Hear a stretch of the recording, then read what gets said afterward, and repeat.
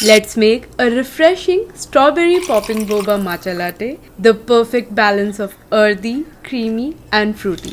Namaste, I am Mini and welcome to my channel Food Atomic.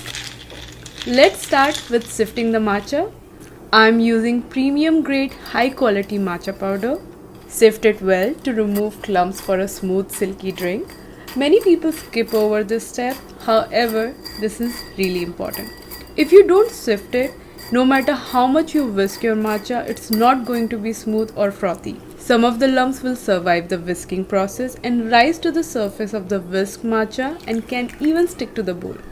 Add hot water about 175 degrees Fahrenheit or 80 degrees Celsius.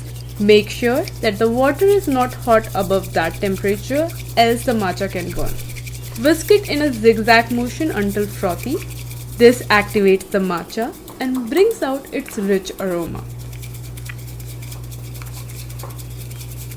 Towards the end, if you see bigger bubbles, go slow and break those till you get frothy tiny bubbles.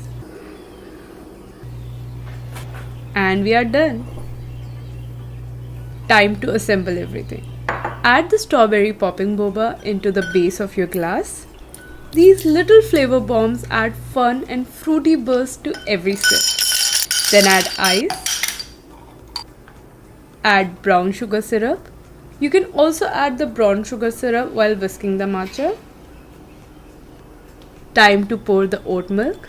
You can use any plant-based milk, but I really like the creaminess oat milk brings to this recipe. Pour it slowly over ice for the layering effect. Finally, add the matcha slowly on the ice.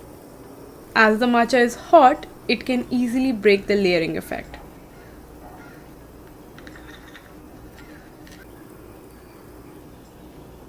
Then use the environmental friendly straw. I am using the straw made from plant fiber and mix everything.